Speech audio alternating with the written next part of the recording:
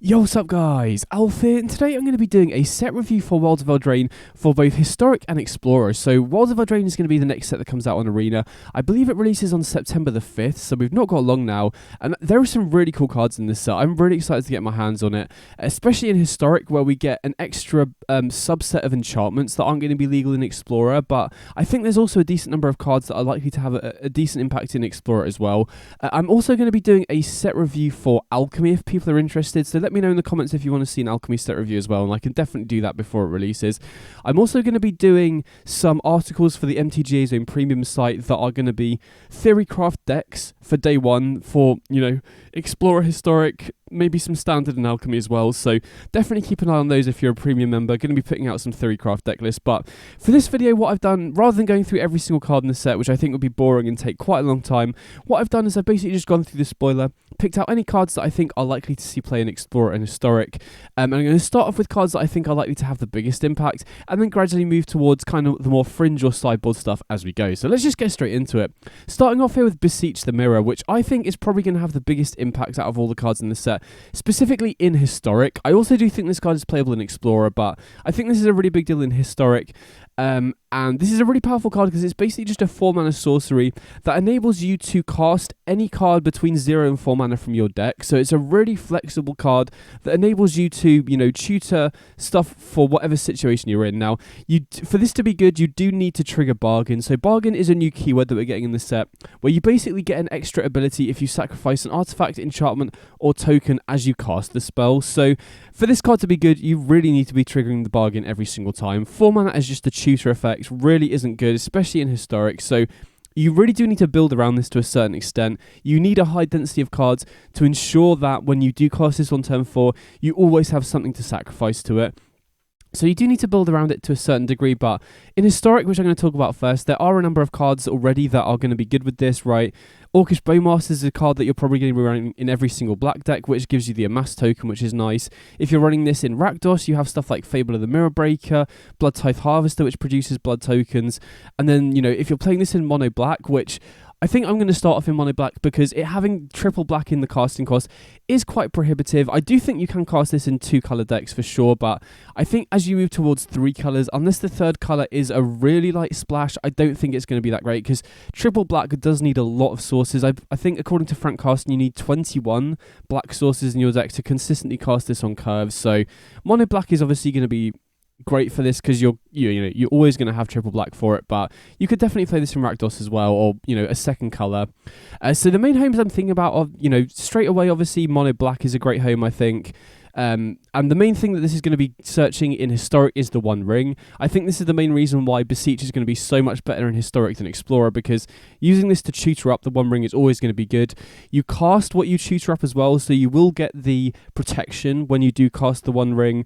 So in mono black mid range, I think you want to run 4 of this alongside the 4/1 Ring, probably a single copy of Shieldred as well, so that you can tutor up once you have the One Ring, and then just a selection of one-off stuff. In the main deck, I don't think you ever want to go overboard on the tutor targets, really, but this is a really nice card post-sideboard as well. I think this will be great in best of 3 when you can bring in sideboard stuff like Necromentia, and there's a couple of other cards in this set like the End that I'm going to talk about in a second that I think work really well as like individual tutor targets that you can get off this.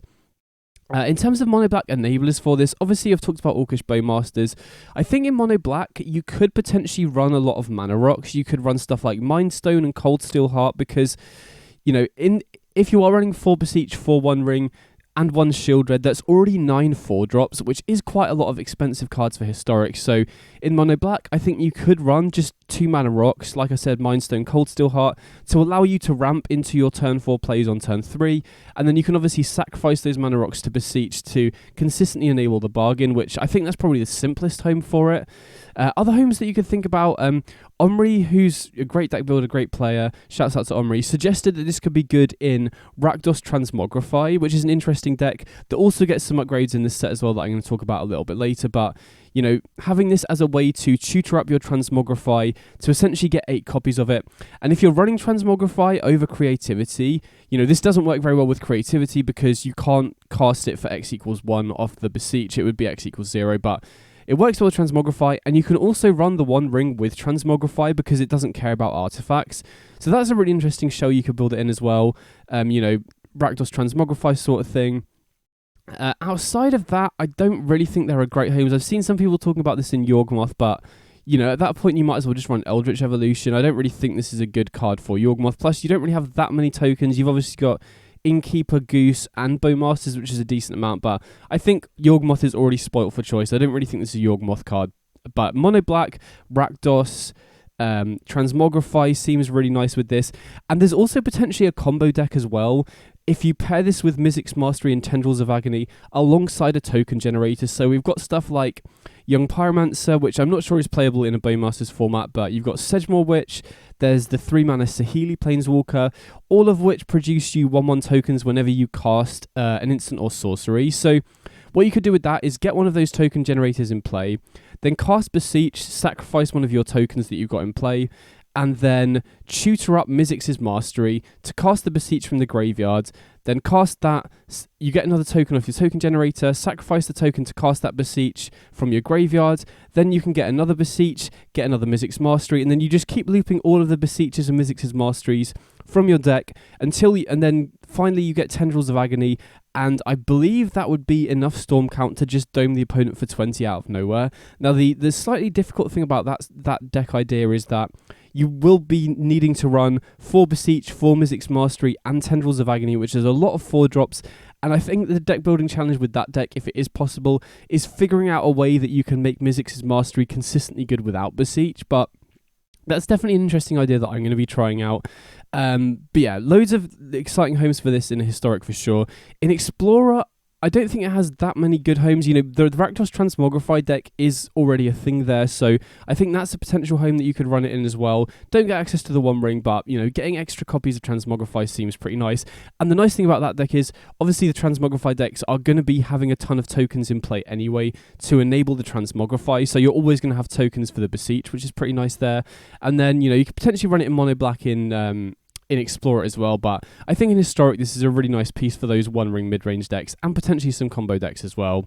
The next up we're going to talk about a couple of cards that I think could be good alongside Beseech. First of all is the End, which is basically a 4-mana instant removal spell for a creature or planeswalker that then gets rid of whatever you exile from their deck for good. So the main reason I'm excited for this one, in addition to Beseech, is because I feel with Beseech you would want some kind of removal spell, because there will be some situations where you just need to deal with the creature. Now, obviously, in black decks, you're probably going to be running some number of Fatal Push, so if you are in a situation where you need to kill an opposing Shielded or something, you trigger Revolt off the bargain anyway, so you could just trigger Fatal Push without needing to run an expensive removal spell, because as I mentioned, the issue with Beseech, especially in Historic, is you're likely to be running 9 4-drops already, so running more does increase the curve of the deck quite a lot, but I think the End, if it's not a main deck card, should definitely be a sideboard card with Beseech, because the ability, especially in Historic, to target a Yawgmoth or a Kethis or a Khan the Great Creator with this and just get rid of all the additional copies out of the deck is so good against those sorts of combo decks, which I believe are, I think Kethis and Yawgmoth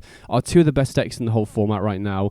And, as I mentioned, I do think you want some kind of 4-mana removal spell. Doesn't necessarily need to be 4-mana, but I think you could potentially main deck the End because it is so good against those sorts of combo decks. Now again, if you did want to run a 4-mana removal spell, you could potentially run Pylon, which is going to be good with token generators. If you're running stuff like Bowmasters anyway, then Pylon might be better, but I definitely think the End is an interesting sideboard option if you're running Beseech. Then we've got Back for Seconds, which is another bargain card that's really good on rate. So the kind of idea or the ideal thing that you want to be trying to set up with this card is you get to reanimate a 4-mana card, so ideally a mono black or black mid-range decks, that would be Shieldred, and then you get another creature back from your graveyard to your hand. So the ideal thing with this is obviously get back a Shieldred from the graveyard and get like a Bowmasters back to your hand. That's such good value for 3 mana. Obviously you do need to enable the bargain, but if you're running this in a Beseech deck, you're likely to have enough tokens in play for bargain anyway if you've built your deck well. The thing I'm slightly less high on this specifically in Beseech decks is that if you are running Beseech in Historic anyway, like I said, you want to run 4 One Ring, you want to run 4 Beseech, so you're probably only going to be running 1 or at max 2 Shieldreds, so the chance of you being able to set up Back for Seconds as a way to reanimate Shieldred if you're only running 1 or 2 isn't that great. If you're running Beseech in Explorer, then I think this probably gets better, because you probably want to be running more than, 1 or 2 shielded. You might be running 4 shielded for Beseech in mono black, I don't really know, in which case this is good. But if you can consistently use this to reanimate a 4-drop, it's really good on rate, and it is an interesting option, probably more likely in Explorer Beseech mono black if you do run that. Next up, I want to talk about a good enabler for Beseech that we're getting in this set. This is a really cool card, I like this one a lot. So Hopeless Nightmare is a decent card on rate that, deals 2 direct to the opponent, forces them to discard a card, and then you get some value when it goes to the graveyard as well. So first time I was thinking of is just as a good enabler for Beseech. Now, 1 mana make the opponent discard a card, when they get the choice, isn't that good, but when it's an enabler for your stuff like Beseech or Back for Seconds or something like that, if you're running it, that also gives you some value when it dies, is really good. It also works very well with Lurrus if you can figure out a way to sack it, but if you're manually having to pay 3 mana to do that, that's obviously not very good. So I'm not sure, if there was a good deck that can sacrifice this, maybe if you're running it alongside Rite of Oblivion or something like that, that could work, but there aren't that many cards that you can run alongside Lurrus that can sacrifice enchantments for good value outside of Rite of Oblivion, so I'm not really sure about that.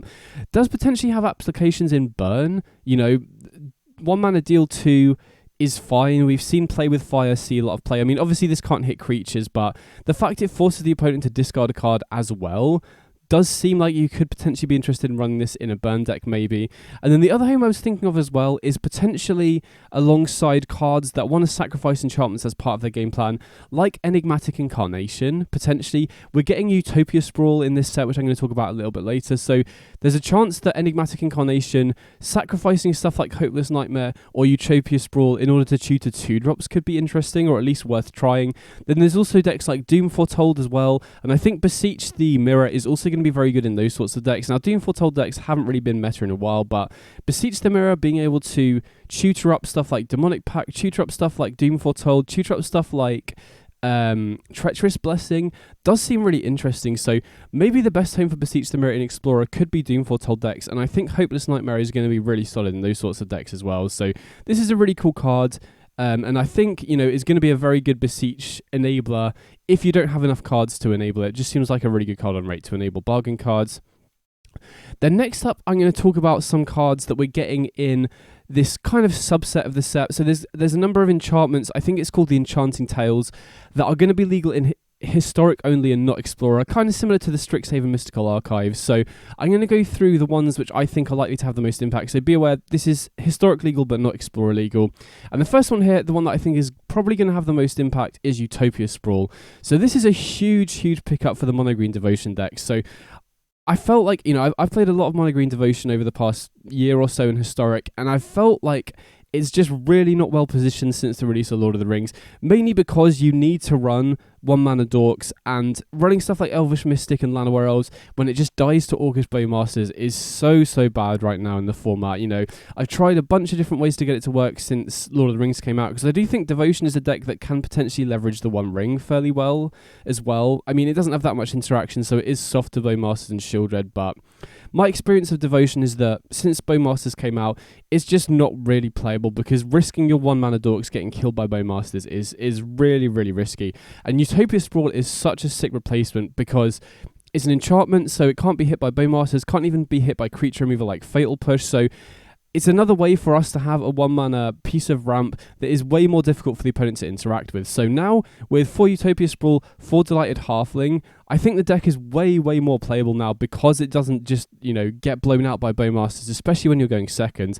Now, I do probably think that you will want to be running slightly more than the 8 dorks. I might still run, 2 to 4 Elvish Mystic or Llanowar Elves, which is still a little bit risky, but only running 2 to 4 I don't think is as bad. But Utopia Sprawl is a huge addition to that deck. It's also really good with Cura as well, because, if you put this on a forest and then put a Wolfwillow Haven on the forest as well, then you're starting to untap, the land will be producing a ton of mana to help you ramp as well. So I think Utopia Sprawl is such a big pickup for the Mono Green Devotion decks. In terms of other decks, I'm not really sure that many other decks are going to be interested in this, because you do need to enchant a forest, right? So I don't think you want to be running this too much in multicolored decks, because you need it to be either a green shockland or a basic forest. So this is definitely a huge pickup for Devotion, though, and I'm really excited to play with that deck again once the set comes out. And next up, we've got Defense of the Heart, which is a really interesting enchantment, and this, when I looked at it, I definitely think that the power level is there for sure. Initially, I was looking at it thinking, this is probably a sideboard card because not every deck is going to have 3 or more creatures in play, but thinking about it in the current format right now, I think this is probably a main deckable card because there are very few decks in the format. Control is like the exception that isn't going to have a number of creatures in play, right? The mid-range decks are running Bowmasters, the creature-based combo decks like Kethis and Yawgmoth get a bunch of creatures in play very quickly. Most of the format is very creature-centric right now, so I definitely think you could potentially run this in the main deck. And the main home I'm thinking of that I'm excited to play this in is Creativity. Now, Creativity is typically been either, well, mainly in Historic has been blue-reds, you know, so that you can run counter spells and good interaction alongside that as well.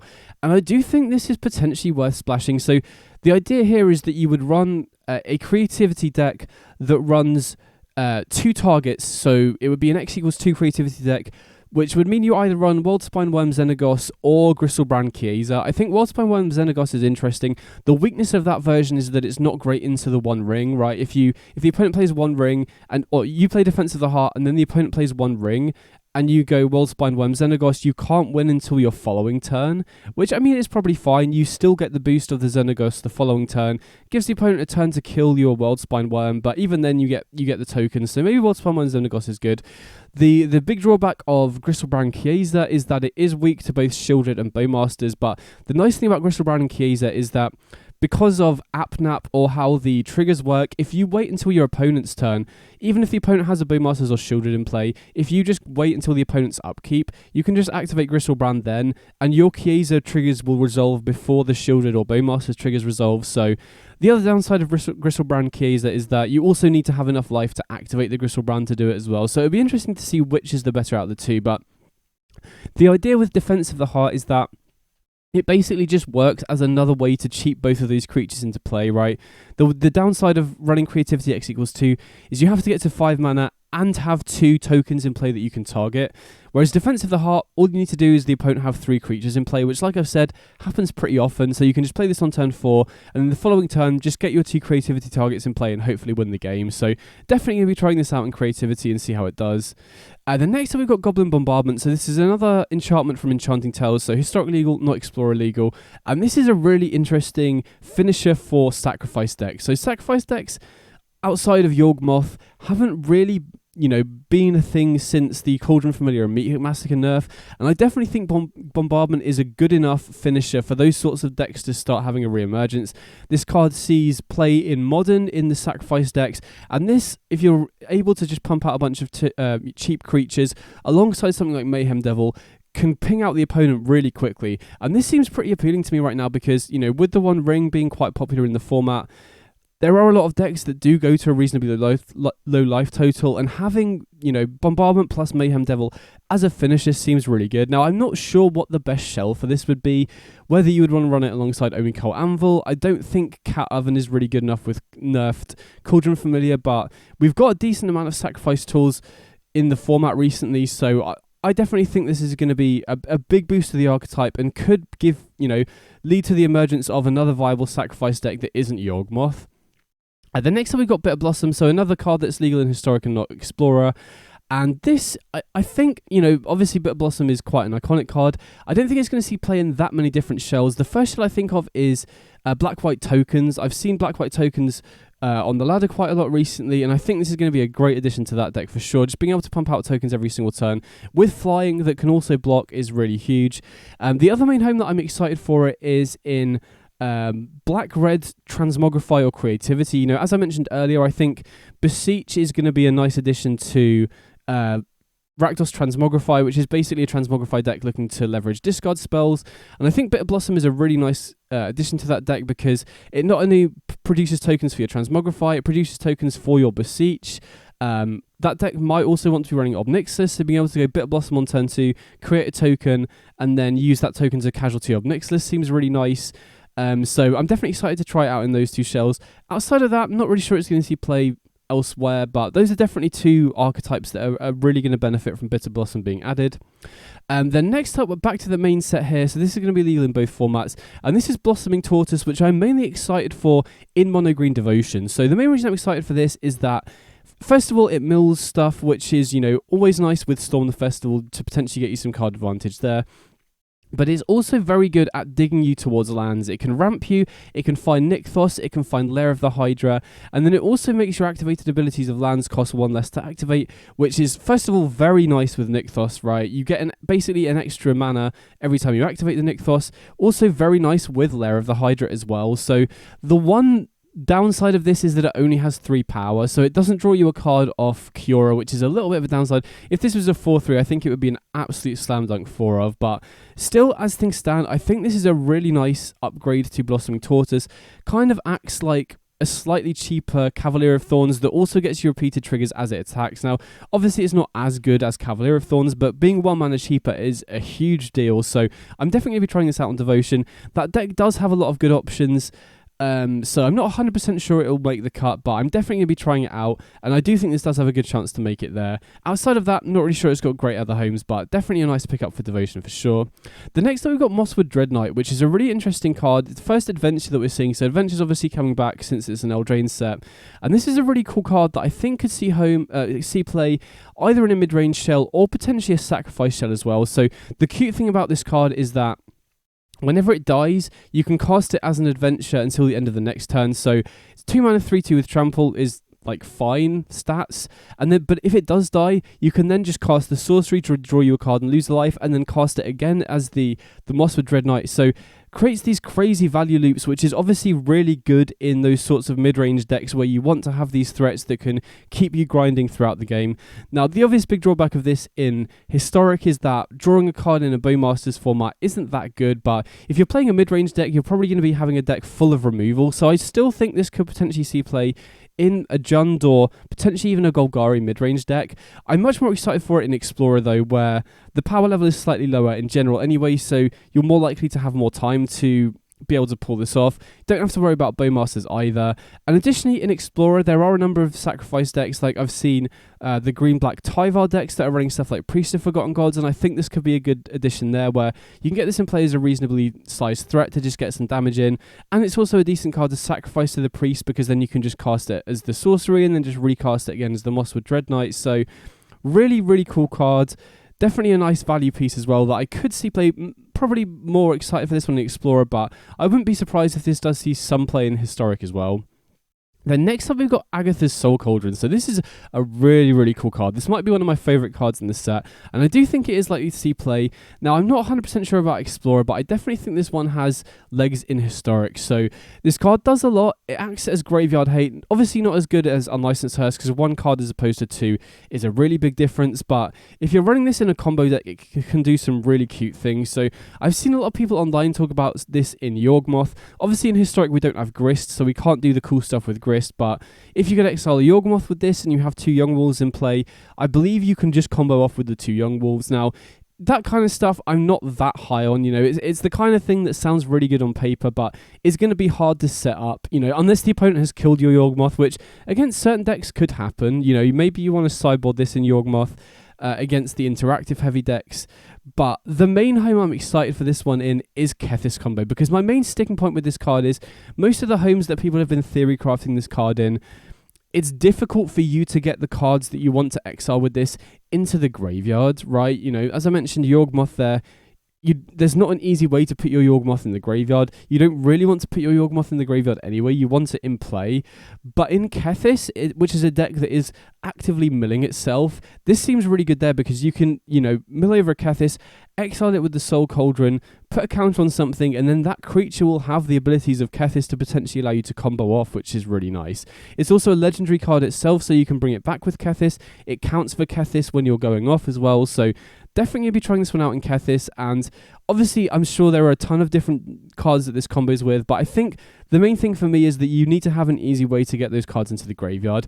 Another potential home that I could see this slotting into is Hardened Scales maybe, and that's probably the home I'm most excited for this in Explorer. Hardened Scales in Historic has never really got there, and I think one of the main reasons in Historic why that deck is going to struggle now is that a lot of the cards are X1s when they enter play, like Zabaz and Steel Overseer and stuff like that, so I'm not 100% sure that Hardened Scales is going to cut it in Historic because of Bowmasters. Could be wrong about that, but in Explorer, when you have stuff like Steel Overseer, and you're going to be putting a bunch of +1/+1 counters on your creatures anyway, this does seem like a potentially good card there. Now, having said that, we do have more options in Historic because we got stuff like Zabaz in the Jumpstart set. So Hardened Scales is another potential home for this, but either way, I'm really excited to try this one out in a bunch of shells. Mainly excited for Kethis though.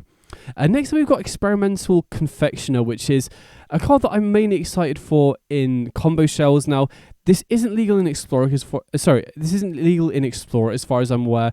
Only going to be legal in Historic, but the combo that it goes in is only Historic exclusive anyway, because it's with Peregrine Took, which is a Lord of the Rings card. So the way this combo works is if you can get both of these out alongside at least another food, you basically need to be able to set up 3 foods, and Confectioner does put a food in play when it enters the battlefield. So you basically just want 2 foods in play, and then, get both of these out. And then once you have 3 foods, you can sacrifice the 3 foods to draw a card, which then triggers the Confectioner, puts 3 1/1s in play, which then triggers the Peregrine Took and puts 3 foods in play. So you basically draw your whole deck and make 3 rat tokens for every card you have left in your deck, which, as we've seen from the Scoriote combo, is good enough to win a lot of games. Now, obviously, against decks with sweepers, that might not get you there, but if you're running this alongside Chord of Calling or something like that, you can potentially Chord of Calling for, maybe a Zulaport Cutthroat or an Elasil Core to drain the opponent out if you have a sack outlet as well.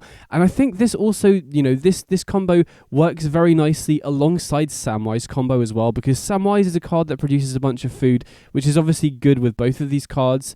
And then Cauldron Familiar also works very well with foods. So you could potentially run, Abzan Samwise with Confectioner and Peregrine Took alongside Collected Company, maybe Chord of Calling as well. So I'm definitely excited to try this one out. And even though I think Samwise combo is probably better as a standalone combo, I do think that this is a really interesting combo, and I'm definitely going to be trying it out as well. And then on a similar note, we've got Knight of the Sweet Revenge, which is another card that I could potentially see slotting into this sort of food-centric shell, where it basically turns all of your food tokens into mana rocks, which is pretty nice because, if you have 4 food in play the turn this comes down, it basically pays for itself. Now, the only thing is you do need to have another payoff for all this mana. It does have an inbuilt mana sink in and of itself, which is pretty nice, but the main home I could see this slotting into is if you wanted to run Beseech alongside these. Obviously, running a bunch of food tokens is good bargain enabler for Beseech, so I could see a home where you run Knight of the Sweet Revenge and Elven Chorus as one of, so you can Beseech for the Elven Chorus if you just want to go off the top, and then if you already have an Elven Chorus in play, you can potentially Beseech for Knight of the Sweet Revenge to just give you a ton of mana to help you go off the top. And then if you are running this combo alongside Woe Strider is great at clearing the top of the deck to ensure that you can keep going off as well. But having said that, I think the best home for this combo probably will be Collected Company, Chord of Calling, but Knight of the Sweet Revenge is definitely one, powerful enough that I thought it was worth talking about. Might not end up making the cut, though. So next up, we've got another card from the Enchanting Tales subset. So this is Historic legal, but not Explorer legal, and this is Phyrexian Unlife, which I think is only going to see play in 1 or maybe 2 homes at max. The first one is in Selesnya Enchantress.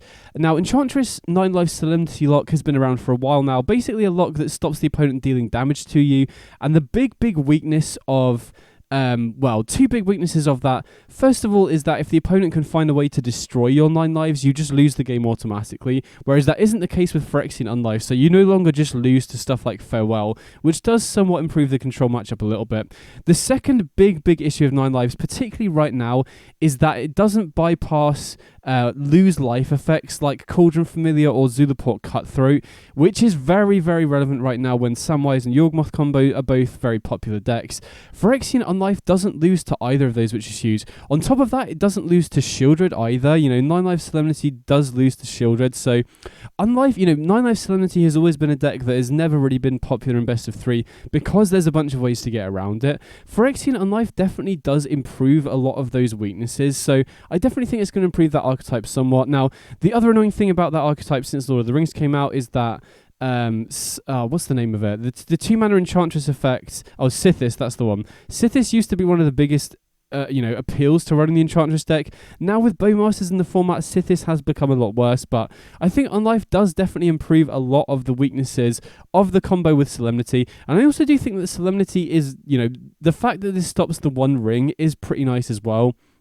Now, the other downside right now of Solemnity and Unlife combo is that it helps Yawgmoth, right? Because Yawgmoth can go infinite because they can just keep sacrificing the young wolves and they'll never get the counters. So you help Yawgmoth, but that does bring me on to the other home I could potentially see this in. You could potentially run Yawgmoth alongside Solemnity Unlife. Now, I'm really not sure that's going to be better than just regular Yawgmoth, but it's definitely an interesting way that you could build a deck because, you know, as I mentioned, Solemnity does enable you to go infinite, well, activate Yawgmoth an infinite number of times with just one young wolf because it doesn't get the counter from the Undying. So I'm definitely going to be trying this out because I do think Unlife is a meaningful upgrade over 9 lives. Again, it's also a single white instead of double white, which helps with the mana base. So definitely a nice addition for the Enchantress deck, which has been on the downswing for a while. Another card, again, from the Enchanting Tales subset, so historically legal, not explorer legal, is Greater Auramancy, which is essentially a worse version of Sterling Grove. Sterling Grove really good at protecting your enchantments and also enables you to tutor for stuff. Greater Auramancy just provides you with the protection. So if you wanted more than 4 copies of Sterling Grove, you could look at running this as well. Now, again, I'm not really sure you need more than 4 copies of that sort of effect. Drawing this in multiples is really bad. Maybe you could run the first copy and then force Sterling Grove and then just cycle away the Sterling Grove if you do draw it. But, you know, I thought it was worth noting because we talked about Unlife in the Enchantress shell. Then next up, back to the main set, we've got Frolicking Familiar, which is a very interesting card. I don't think I'm really excited for this one in Explorer, but I think this card is at least worth trying in Historic Wizards because it is a wizard itself and it does give you a Spike-Filled Hazard on the instant side. So the reason why I want to try this one in Wizards is because Wizards in general cares about having a high density of instants, particularly instant speed spells, in order to trigger your Symmetry Sages and your Balmors and your prowess effects as well. So, and the difference between 2 and 1 is relevant, particularly with cards like Halfling, but in general, you know, the reason that the Wizards deck runs stuff like Play with Fire is just to have a cheap way to trigger the prowess and the Symmetry Sage and stuff. And the fact that you get a cheap spell on the instant side that also doubles up as a threat that is a wizard itself definitely seems like this could be worth trying in that Play with Fire spot just to increase the threat density, because the big weakness of wizards has always been to decks with a lot of single target interaction, and so being able to replace a burn spell with another creature should definitely help your matchup against decks like Rakdos, for example, because they're less likely to be able to run you out of threats if your threat doubles up as a spell as well, if that makes sense. So again, not 100% sure because the difference between 1 and 2 damage is very relevant, and the Scry on Play with Fire has been very useful as well, but I definitely feel like this is one that's worth trying in Is It Wizards. Speaking of Is It Wizards, this is another card that could be interesting to run in the Consider slot. So Consider has always been a card that, is very good in Wizards, but with the release of Bowmasters has become worse because you don't really want to be running these cantrip style effects. Now the big drawback of, the big difference of Sleight of Hand here is it doesn't draw, right? You look at the top 2 and just put one in your hand, so it doesn't trigger Bowmasters, which is nice. Now the big downside is that it's sorcery speed instead of instant speed, and from my testing with Wizards, having to run sorcery speed stuff over instant speed stuff didn't really feel worth it. Like I tried the Ring Tempts You stuff like Birthday Escape and Ranger's Firebrand, and then being sorcery speed as opposed to instant speed did matter quite a lot, so I'm not 100% sure that this is going to be better than Consider for that reason.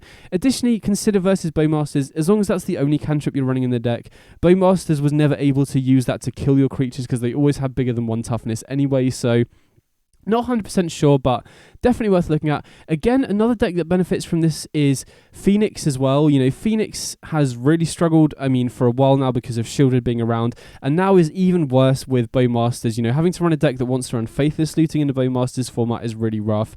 And Sleight of Hand could be a card that could replace Opt in that deck. Now, I still think Phoenix is probably unplayable because you still need to run stuff like Looting and Consider, which are terrible in Bowmasters, but if we keep getting more cantrip effects that don't draw, then Phoenix is slightly more on the table, but definitely one worth bearing in mind in the Bowmasters format as well. Then next up we've got Gadwick's First Duel, which is another card that I think I'm more excited for in Historic rather than Explorer, and this is a saga that basically just turns any creature into a 1/1 on the first chapter, then scries, then doubles up your instants or sorcery. So the main reason I'm excited for this is that if you're running blue-black control, particularly Lurrus blue-black control, the ability to turn something like a Shield Red or an Atraxa into a 1/1 that you can then snipe with a Bowmasters, get value, and then copy an instant or sorcery off the third chapter that you can also loop with Lurrus seems really, really nice. You know, this is kind of reminiscent of how Utopia Declares War worked in the Thopters deck, so this seems like a really nice option if you're running a Lurrus control deck, and I'm definitely going to be trying it out because it's so good with Bowmasters off that first chapter.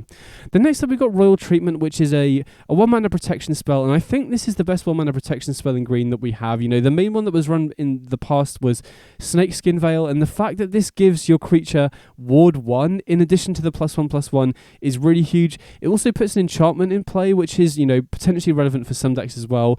Now, basically no top tier decks in Explorer or Historic run Snakeskin Veil, so this is more one to keep on your radar. If you're interested in this 1-mana green protection effect, then I definitely think Royal Treatment is the best one that we have access to now. Next we've got Spiteful Hexmage, which is only really bringing this up as a bargain enabler, right? We have better 1-mana creatures. I think Voldaren Epicure is generally better than this, but if you're running stuff like Beseech the Mirror and you're in mono black, this seems like a nice enabler because it comes down with an enchantment on that you can sacrifice, and then you turn your 1/1 into a 3/2. Now again, like I mentioned, I think stuff like Voldaren Epicure that has the tokens separately is better, because the downside of this is if the opponent kills it with Fatal Push, you also lose the enchantment, so you don't have a bargain enabler anymore. But I thought it was worth bringing up because it is an interesting piece for potentially mono black bargain decks if you need more enablers for the bargain. The next up we've got Beluna Grandsquall, which I think is just a really nice upgrade for the Adventures deck. Now, Adventures in Historic hasn't really been a thing in a long time. I do think the Adventures deck is more playable in Explorer, you know, stuff with Lucky Clover and Edgewall Innkeeper, Bone Crusher Giant, Fae of Wishes, that sort of thing. And I think Grandsquall is a really nice upgrade to those decks because it's a really decently sized body for 3 mana. 3 mana 4/4 trample is reasonable. You know, obviously it wouldn't be good enough if that was the only thing it did, but that's a really nice floor to have. Then it reduces the cost of all your adventure cards as well, so obviously in an adventure deck with Bone Crusher Giant, Fae of Wishes, Brazen Borrow, that's really nice. And then as the game goes along, you also get access to this, you know, top end card as well, so I don't think any of the individual things this card is doing is that strong, but the sum of its parts are really solid in an adventure deck, so I'm definitely going to be trying this out in Team Adventures and Explorer. The next up we've got Elusive Otter, which is a really nice prowess creature. Now, 1-mana 1/1 prowess is kind of sketchy in Historic because of Bowmasters, so for that reason, I don't think this is likely to see play in Historic, but if you're running a prowess deck in Explorer, this definitely seems like a really nice addition to have. Now, typically, obviously, prowess decks are going to be blue-red, so I'm not really sure if you would want to splash the green for this. I mean, you probably would for some amount of cards, so this is kind of a card where I think it's strong enough to see play, but I'm not sure it has a great immediate home. You know, again, as I mentioned, you won't really want to be playing this in Historic. The best prowess deck in Historic is Wizards. This isn't a Wizard, and you don't want to run 1/1s into Bowmasters, but if you're running a prowess style deck, this definitely seems interesting in Explorer. And even if you can't use the Graves Bounty side, I think the creature side is potentially good enough on its own that you might want to run this in a prowess deck in Explorer. So definitely think this one has potential in Explorer, but we'll have to see how it plays out. Then next up we've got Kellan the Fae-Blooded, the Fae-Blooded, can't pronounce things today, but this is very interesting in Hammer decks. You know, we haven't had Open the Armory in Explorer, and this is basically Open the Armory with a creature stapled alongside it, so I don't think Hammer's been a very good deck in Explorer at all. This definitely really meaningfully increases the consistency in Explorer because we don't have access to Open the Armory. You know, Fighter Class was the best 2-mana search that we had, and the fact that you get an additional body that you can equip with that also has Double Strike seems really nice. Now again, even with this card, I don't think Hammer is really likely to become a top tier deck. In Historic, where Hammer has been a reasonable deck in the past, this is an interesting option. Now, obviously the big drawback of this in Historic is that you can't play it alongside Lurrus, and Hammer has traditionally been a Lurrus deck in Historic, but recently with the addition of Forgenew, I have been trying a number of Hammer decks without Lurrus, running Forgenew alongside stuff like Ranger Captain of Eos to be able to tutor up your Kemba's Outfitter, and there have also been some red builds. I know Omri worked on a red build running Goblin Engineer and Forgenew, where you play Engineer on turn 2 to pitch Hammer into the graveyard, then cast Forgenew to get it back, and then you can move it around for free. And obviously in those colours you're already in red-white. That deck kind of wanted ways to consistently search up the Hammer, so I could potentially see this being a nice addition to those sorts of Hammer decks as well. Again, not 100% sure if this is enough to boost it back to being a good deck, but definitely worth trying out in both formats, I think.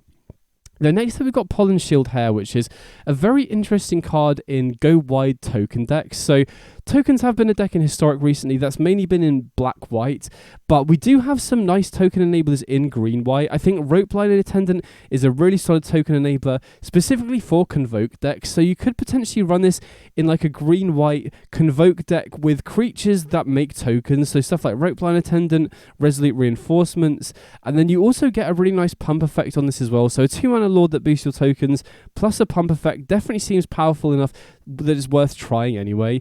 Obviously in Explorer, the closest, token deck that we have to viability is the Convoke deck, which is typically red-white, but, again, even in Explorer, you have reasonable green-white token enablers, so I definitely feel like this one is powerful enough that it's worth trying. Not 100% sure if it'll boost any of the archetypes that it's played in to be top tier, but I definitely think it's a build around that could be worth playing for sure. On a similar note, we've also got Regal Bunnicorn, which could see play in similar homes to the Pollen-Shield Hare. Basically just a 2-mana creature that's power and toughness is equal to the number of non-land permanents you control. So if you are a very go-wide token deck, this has the chance, the potential to get very, very big very, very quickly. So again, if you're running a go-wide green-white tokens deck, then Regal Bunnicorn definitely seems like it could be good enough to see play there as well. Then next up we've got Ruby Daring Tracker, which is a card that I'm mainly excited for in both formats in Bard class. So Bard class is a deck that has been gradually getting more and more really nice red-green legendary creatures. This one is sweet because, if you have Bard class, it's free, and it's a mana dork with haste, so it immediately gives you the mana. Now, Bard class, the big issue with the deck for a very long time has been that the disparity in the quality of hands where you have the Bard class and the hands where you don't is pretty big, and this doesn't really address any of those issues, but it does just improve the general threat quality in that deck for sure. You do tend to want to run a few decent payoff cards at the top end. So, for example, in Historic, there's Minskamboo that sees a lot of play, so you do want these sort of mana dork effects to ramp into your more expensive cards, but if you're a Bard class player and you like that deck, this is definitely going to be a great slot in there for sure. So next we've got Sajinja the Meal Ender, which is a really interesting card, and I think it is generically powerful, so there's a lot going on here. Very good against opposing Planeswalkers, so could be a potential sideboard card maybe, but I think, in decks that can enable it, it could be good in the main deck. I think the biggest issue with this card is that there just isn't really a good home for it right now. Hardened Scales is a potential deck because it does have +1/+1 counter synergies, and Hardened Scales do occasionally sack their own stuff, particularly in Historic where we have Zabaz, it could work well there maybe. Could also be, an argument for running this in Rakdos Sacrifice and Explorer maybe because of the Cat Oven loops. This can get big really quickly, and is also very good against opposing Planeswalkers, so could be reasonable there as well. But again, I think the Rakdos Sacrifice deck in Explorer is already really tight. I'm not really sure you'd want to run this as more than one of really. And then, like I said, Hardened Scales and Historic, we are getting a couple of new cards for it, but again, having to run stuff that dies to Bowmasters is a little bit rough as well. So this definitely feels like one to keep on your radar. It is a very powerful card. I'm just not sure it really has a good immediate home in a top tier deck in either format, if that makes sense. But definitely one that I'm going to be trying out once it comes out. Then we've got the Irencrag, which is essentially just a 2-mana rock with a slight upside. Now, this is basically unplayable in Historic because we already have much better options in Mindstone, Cold Steel Heart, Guardian Idol. But in Explorer, this is the very first 2-mana rock that's going to be legal. So this is definitely a big deal in Explorer. I mean, again, I'm not sure what decks will want to run this straight away, but 2-mana rocks are definitely playable, and getting the first one is definitely something that's worth noting. So if you're a deck that wants a 2-mana rock in Explorer, this is the first one that you get, really. So big for that reason. And then next up we've got Questing Druid, which is another adventure card, which is a 1/1 that grows when you cast non-green cards, and then also gives you kind of a Reckless Impulse style effect attached to it, which is really powerful, right? There are a number of decks that already run stuff like Ren's Resolve and Reckless Impulse, like the Pia deck, for example, is interested in those sorts of effects.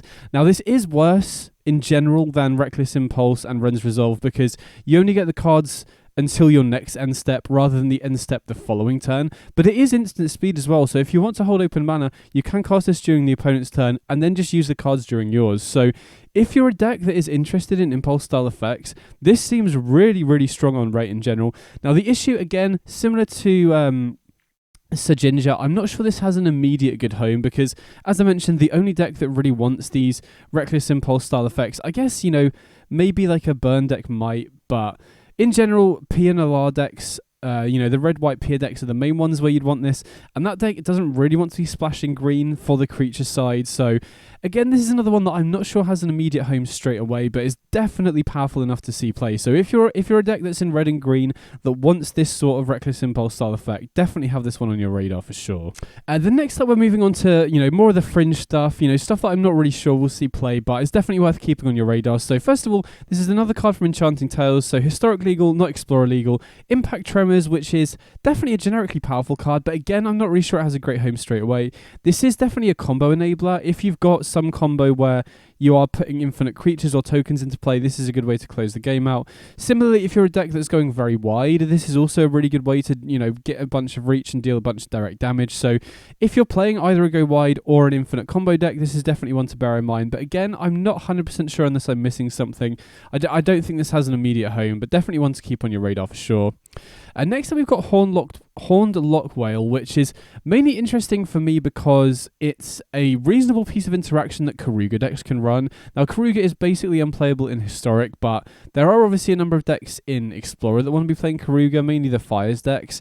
And, this is a reasonable piece of 2-mana interaction. I think one of the biggest issues with that deck is you don't have great options at the 2-mana slot. Obviously, you've got Bonecrusher Giant, potentially Brazen Borrower if you wanted to run that as well. But the fact that this puts the creature on top or bottom of their library rather than their hand is generally better. Now, the fact that it's an attacking creature might mean that it's just not better than Brazen Borrower. And obviously, the creature side of it is very expensive and has flash, which doesn't pair too well with fires. But I think it's always worth bearing in mind whenever we get a new piece of interaction that can work with Karuga. There is also the potential argument that you could run this in Control as an early piece of interaction and a late game finisher, kind of similar to how Kellan worked in Historic. So could be worth trying in Control as well, but mainly wanted to highlight this one for Karuga decks.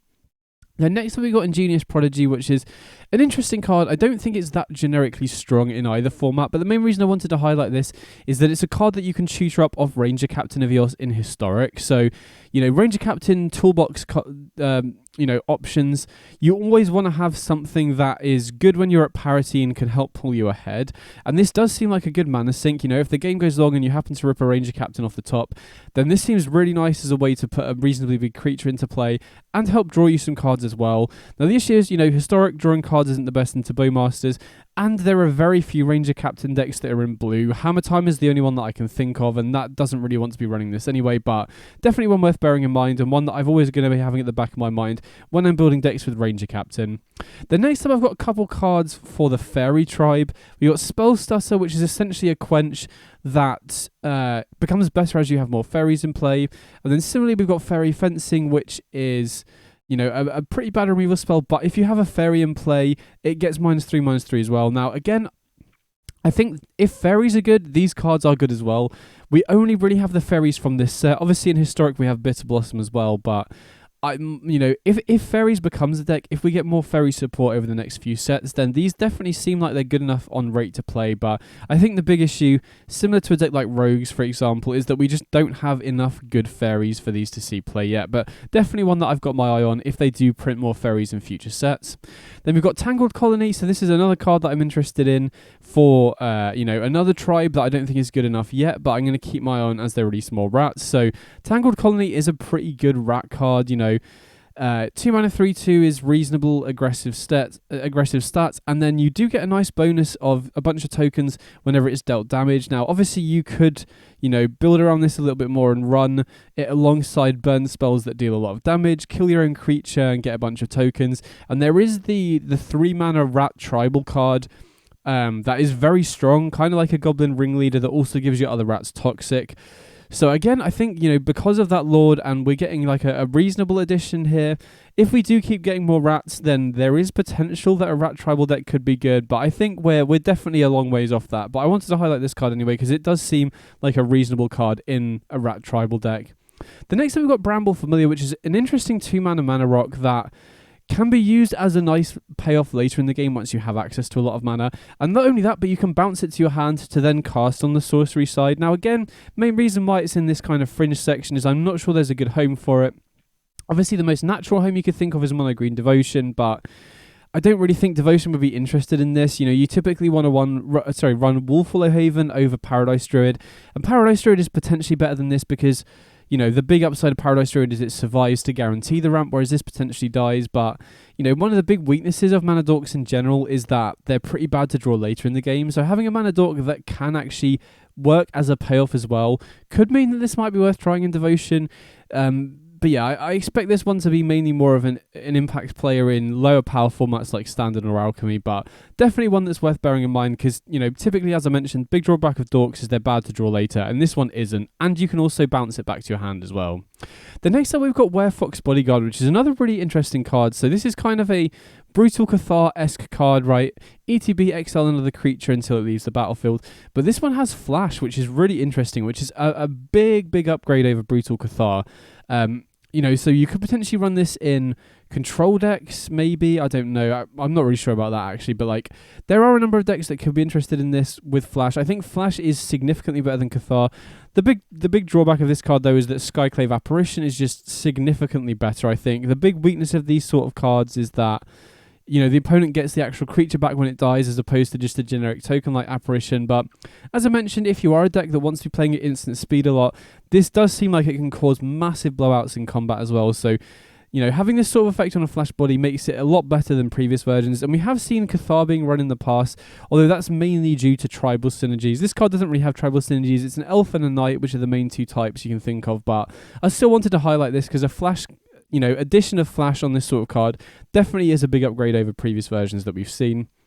And we've got Elvish Archivist, which is a really interesting card. So this benefits off both artifacts and enchantments. So if you're running a deck with both, then this seems great because you get, you draw when you get enchantments in play, you get a bunch of counters when you put artifacts in play. Now, the only deck I can think of that this is a good slot into that is already running both is potentially Hardened Scales. Although having said that, the only enchantment that Hardened Scales actually runs is Hardened Scales itself. So even then, that's pushing it a little bit. It's a 0/1 when it enters play, so I don't think this is going to see play in Historic at all because of Bone Masters. So in Explorer, again, I don't think this card is worth building around. I think you would already want a deck that's good, that runs both artifacts and enchantments. And since we don't have Urza Saga in the format, the Scales deck only has Hardened Scales as the enchantment. So again, I feel like this is a card where the power level is potentially there, but it just doesn't have a good home. So if a deck emerges that runs both artifacts and enchantments, this is definitely one to bear in mind. But again, with Bowmaster in the format, I don't think this is ever going to cut it in Historic, unfortunately. The next up, we've got the Huntsman Redemption, which is another card that I'm finding quite hard to evaluate. This could be really, this could be pretty decent, or it could be too slow, but I wanted to highlight it because I do think it has reasonable potential. So get a 3/3, sack a creature to tutor a creature, and then give your board a little buff. The main home I was thinking of is that this could potentially be reasonable in Yawgmoth as, a replacement for the Eldritch Evolution style slot. Now, it is obviously a lot slower, which is my main hesitation, but it does put a creature in play. You really want to be sacrificing a smaller creature off Chapter 2, but Yawgmoth as the deck is going to be full of smaller dorks anyway, so make a 3/3, sack a smaller creature to get a Yawgmoth, and then cast it, and then you get a little buff at the end. So again, it feels like it could be kind of a jack of all trades, master of none sort of thing. Eldritch Evolution is already being pushed out in those sorts of lists and is quicker at getting Yawgmoth in play, which is a big upside of it. But I wanted to highlight this because it does seem like a reasonable option if you are tutoring for a specific card. But I do think for this card to be good, you need to be consistently not sacrificing the 3/3 on Chapter 2, if that makes sense. But I'm going to be trying it out. My inclination is probably not good enough, but I wanted to highlight it because I think it could potentially see play. The next up, we've got Troublemaker Ouphe, which is again, not an amazing card really. It's basically another variant on Masked Vandal. This one, whether this card is good or not depends on how many bargain enablers you're running. If you're running a deck with a bunch of artifacts, enchantments, or tokens, then this definitely seems better than Masked Vandal, which is particularly relevant in Historic. The ability to exile the artifacts, like the One Ring, and you get to keep the creatures seems good. Now, the main creature that's seeing play in green as an answer to the One Ring is Haywire right now, but if you're running a deck with tons, excessive amounts of bargain enablers, like you're running a food deck or you have a ton of stuff lying around, I think this is a better option than Haywire because you get to keep the creature around. But again, it's not much of an upgrade. Most decks will probably be more interested in Haywire because it doesn't require any setup whatsoever, but I thought it was worth highlighting because some decks might want to play it. And then finally we've got Cruel Somniphage, which is another card I'm not really sure is going to be good enough, but I wanted to highlight it because I feel like it does have potential in the historic best of one Dredgeless Dredge decks. So these kind of Dredge style decks have seemed very strong to me, and the best builds of those from my experience have been ones that are running Founding the Third Path and Glimpse the Unthinkable. And Somniphage is really nice because it's a sorcery that you can cast off Chapter 1 of Founding that also doubles up as a threat as well. So the downside of it is that milling 4 for 2 mana isn't the best rate ever, but the fact you get a reasonably sized threat once you do start filling up your graveyard does seem pretty decent to me. Now, having said that, the deck is pretty tight. If you're splashing green, then I think Grizzly Salvage is a better enabler as well, but I'm definitely going to be trying it out, and I will be pretty gassed if this is good enough because I think the card's really cool. But anyway, those are all the cards that I think have the potential to see play in Explorer and Historic. I'm really excited to get my hands on it. I've got a bunch of decks that I've been theory crafting, so hopefully once the set drops, I'll have some new decks to share with you. Definitely let me know in the comments what cards you're most excited for, and also what decks you're thinking of theory crafting. And also definitely let me know if you think there's any cards that I missed out, or any applications of these cards that I didn't mention, because, evaluating Magic cards is really difficult. I'm sure there's some stuff that I missed out, so definitely let me know in the comments. Either way, I'm really excited to get my hands on these, and I hope you enjoyed the video. Catch you in the next one. Big up.